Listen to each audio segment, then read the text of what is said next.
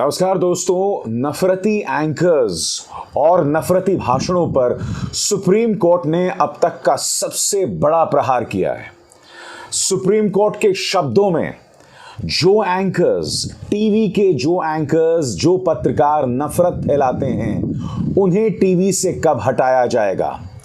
अगर मैं supreme court ने जो कहा है दोस्तों, एक लाइन में उसे आपके सामने रखूं तो ये कहा गया है कि आपत्तिजनक एंकर्स को हटा दिया जाना चाहिए और उन चैनल्स पर भारी जुर्माना लगाया जाना चाहिए जो प्रोग्राम कोड का उल्लंघन कर रहे हैं, चैनल एजेंडे से प्रेरित है, समाज में विभाजन पैदा करते हैं।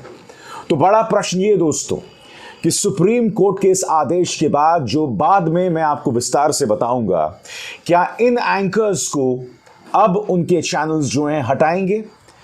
सबसे पहले ये एंकर जिस पर दंगा भड़काने को लेकर बाकायदा केस है, याद कीजिए दोस्तों, जब जहांगीरपुरी में बुलडोजर चला था और उसके बाद अलवर में भारतीय जनता पार्टी की रजामंदी से, उनकी नगर पालिका की रजामंदी से, आपको याद होगा कि जब 300-400 साल पुराने एक मंदिर को गिराया गया था, तब इस एंकर ने एक झूठी खबर चलाई थी।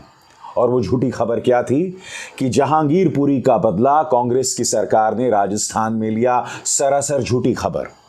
ये पत्रकार जो है दोस्तों, मैं आपको बतलाना चाहूंगा, अब तक 1 या 2 बार राजस्थान की पुलिस स्टेशंस में हाजिरी दे चुका है। फिर इस एंकर पर गौर फरमाइए दोस्तों, ये वो एंकर है जो तिहाड़ जेल में 21 दिन पहले ही बिता चुका है। आरोप था वसूली का। इसने अपने चैनल्स पर एक नहीं कई बार कई जहरीले नफरती कार्यक्रमों का प्रचार प्रसार किया। मिसाल के तौर पर उसने ये करीब 20 किस्म के जिहाद, न जाने कितने किस्म के जिहाद जो है उसने अपने चैनल पर पेश किए थे। और आप जानते हैं ये जानकारी सिर्फ एक व्हाट्सएप फॉरवर्ड पर है। और फिर ये एंकर टाइम्स नाउ नव भारत का, जिसने अपने मंच पर यह कहा था कि जब राजस्थान में इमारतें गिराई जा रही थी, घर गिराया जा रहा था, तब एक हिंदू महिला का घर गिरा दिया गया था, मगर एक मुसलमान का घर छोड़ दिया गया था। सरेआम ये वो एंकर्स हैं दोस्तों जो समाज के अंदर नफरत फैलाते हैं। ये ना भूलें, कोरोना की पहली लहर में तबलीगी जमात के खिलाफ न सिर्फ इन 3 एंकर्स ने, बल्कि टेलीविजन के कई एंकर्स ने कितने नफरती कार्यक्रम दिखाए।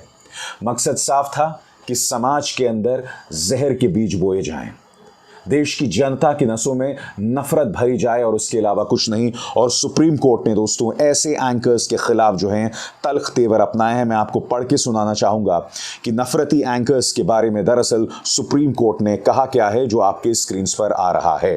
हेट स्पीच मामले में जस्टिस जोसेफ ने कहा कि अगर टीवी कार्यक्रम के एंकर ही समस्या का हिस्सा हैं तो क्या किया जा सकता है। एनबीएसए को पक्षपात नहीं करना चाहिए।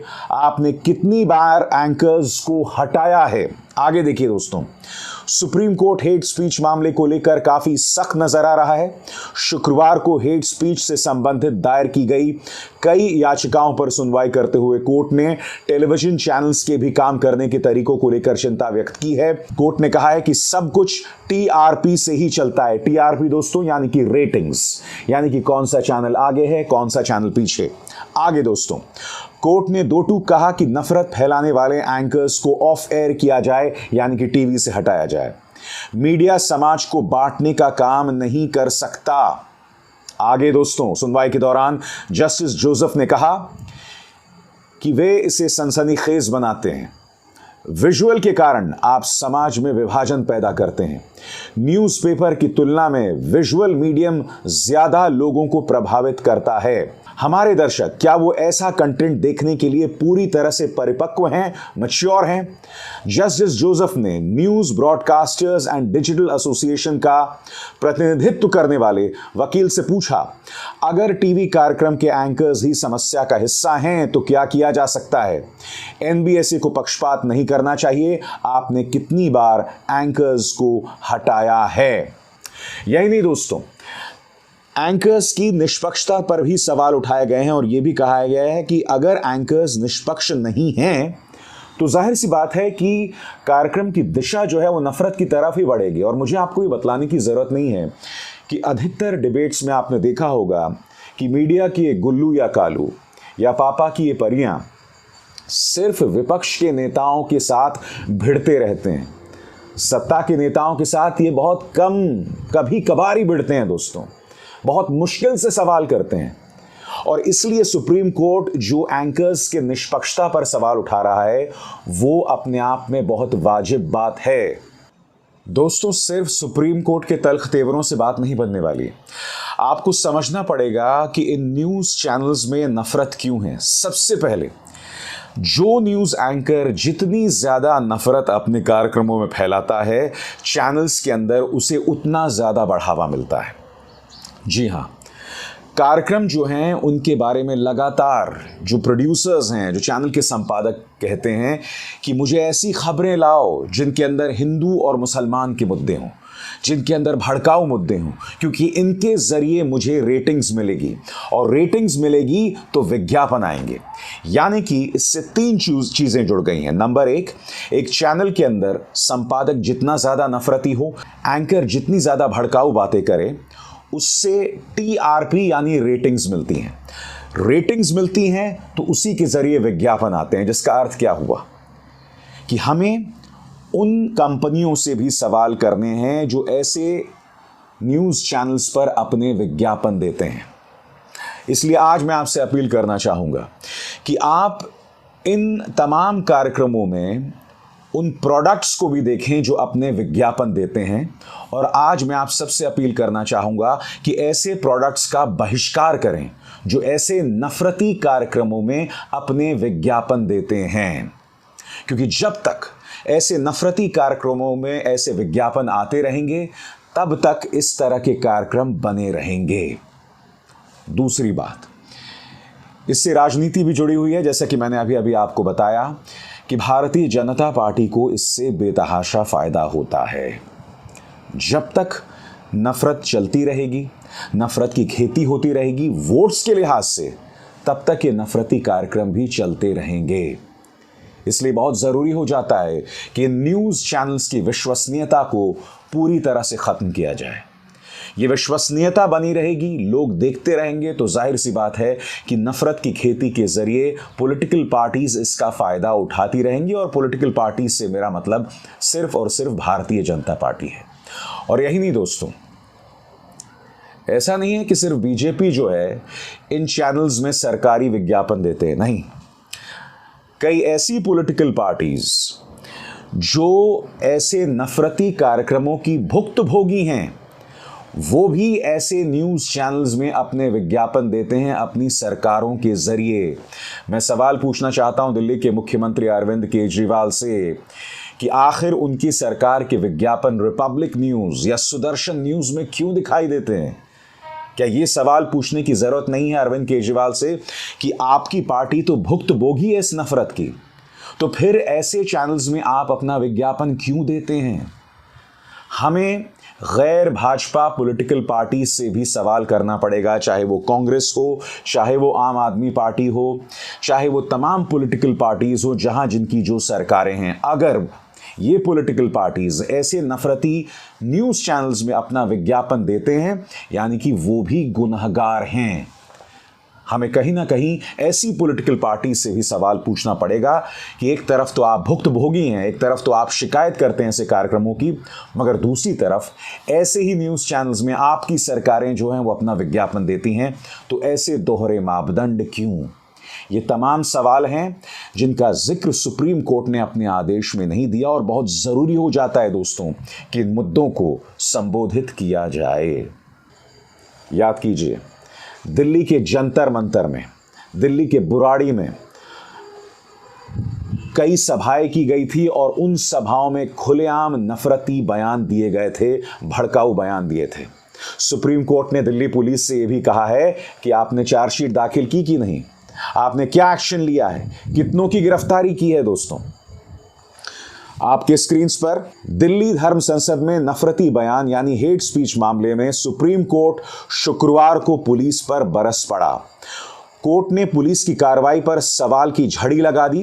कोर्ट ने पुलिस से पूछा है कि धर्म संसद 19 दिसंबर 2021 को ही इसके 5 महीने बाद भी एफआईआर दर्ज क्यों नहीं हुई। एफआईआर दर्ज होने के 8 महीने बाद भी जांच कहां तक पहुंची, कितने लोगों को गिरफ्तार किया गया और कितने लोगों से सवाल किया गया, पूछताछ की गई। कोर्ट ने जांच अधिकारी से 2 हफ्ते में स्टेटस रिपोर्ट मांगी है। मैं आपको बतला दूं दोस्तों, आपके स्क्रीन पर यह है महात्मा गांधी के परपोते तुषार गांधी, और याचिकाकर्ता दरअसल इस मामले में तुषार गांधी ही हैं। तुषार गांधी की भूमिका के बारे में क्या है, मैं आपको पढ़ के सुनाना चाहता हूं। महात्मा गांधी के परपोते ने लगाई याचिका। दिल्ली धर्म संसद हेट स्पीच मामले को लेकर महात्मा गांधी के परपोते तुषार गांधी ने सुप्रीम कोर्ट में अवमानना याचिका लगाई है। याचिकाकर्ता तुषार गांधी की ओर से कहा गया है कि दिल्ली पुलिस के हलफनामे में कहा गया कि मामले की जांच चल रही है। 5 महीने बाद एफआईआर दर्ज की गई, चार्जशीट तक दाखिल नहीं की गई है और ना ही कोई गिरफ्तारी हुई है। याचिका पर चीफ जस्टिस DY चंद्रचूड़ और जस्टिस PS नरसिम्हा की बेंच ने सुनवाई की। और जैसा कि मूक नायक की इस खबर में आप देख रहे हैं, यहां पर बाकायदा सवाल किया गया है कि ये सुदर्शन का जो नफरती एंकर है, इसे कब गिरफ्तार किया जाएगा। अगर मूक नायक की इस खबर पर विश्वास किया जाए तो सीधा हमला दोस्तों नफरती एंकर्स और समाज को बांटने वाले लोगों पर सुप्रीम कोर्ट ने उठाया है।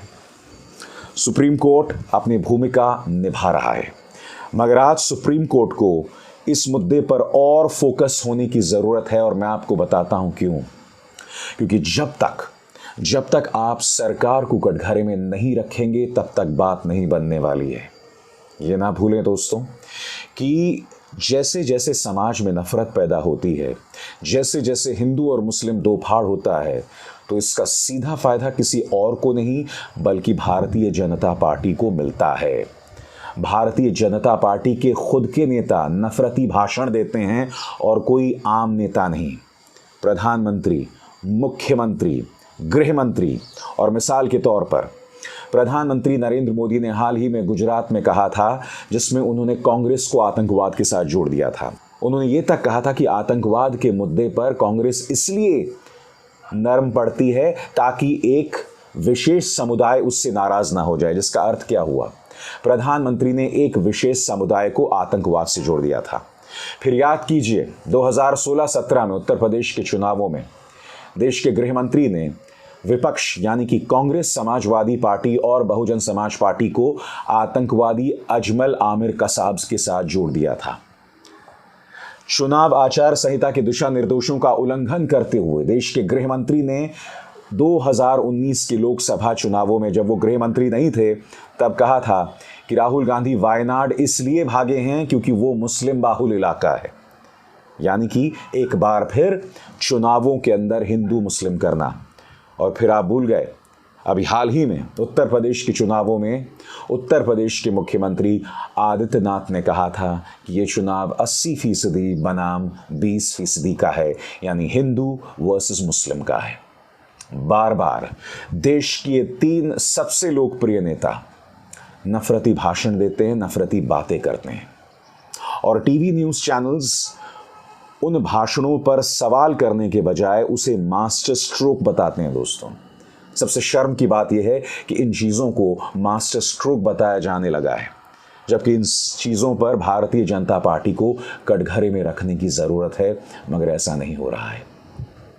आज भी जोशीमठ जो दरक रहा है, जो डूब रहा है, उस मुद्दे पर सार्थक बहस करने के बजाय, उस मुद्दे पर पर्यावरण से जुड़े मुद्दों पर बहस करने के बजाय न्यूज़ चैनल्स पर क्या कचरा दिखाया जा रहा है बताइए। वहां पर भी कहीं ना कहीं धार्मिक तौर पर भड़काऊ नारे, भड़काऊ कार्यक्रम किए जा रहे हैं। इन न्यूज़ चैनल्स का सिर्फ यही काम है। इन्होंने शाहीन बाग में मुसलमान औरतों और बच्चों को बदनाम किया था। जब किसान आंदोलन चल रहा था तो हमारे किसान भाई बहनों को इन्होंने खालिस्तानी और आतंकवादी तक बताया था। ये हैं हमारे न्यूज़ चैनल्स। हमारे न्यूज़ चैनल्स सिर्फ समस्या का हिस्सा नहीं हैं, हमारे न्यूज़ चैनल्स खुद समस्या हैं, समस्या की जड़ हैं। सुप्रीम कोर्ट को यह समझना पड़ेगा, और साथ ही इस पूरे मामले में भारतीय जनता पार्टी की जो भूमिका है ना, सुप्रीम कोर्ट को वो भी समझना पड़ेगा। और मैं अपने इस मंच पर बार बार नफरत के खिलाफ, नफरती एंकर्स के खिलाफ अपनी आवाज बुलंद करते रहता हूं और आगे भी करता रहूंगा। अभिसार शर्मा को दीजिए इजाजत। नमस्कार। स्वतंत्र और आजाद पत्रकारिता का समर्थन कीजिए, सच में मेरा साथी बनिए। बहुत आसान है दोस्तों, इस ज्वाइन बटन को दबाइए और आपके सामने आएंगे ये 3 विकल्प, इनमें से एक चुनिए और सच के इस सफर में मेरा साथी बनिए।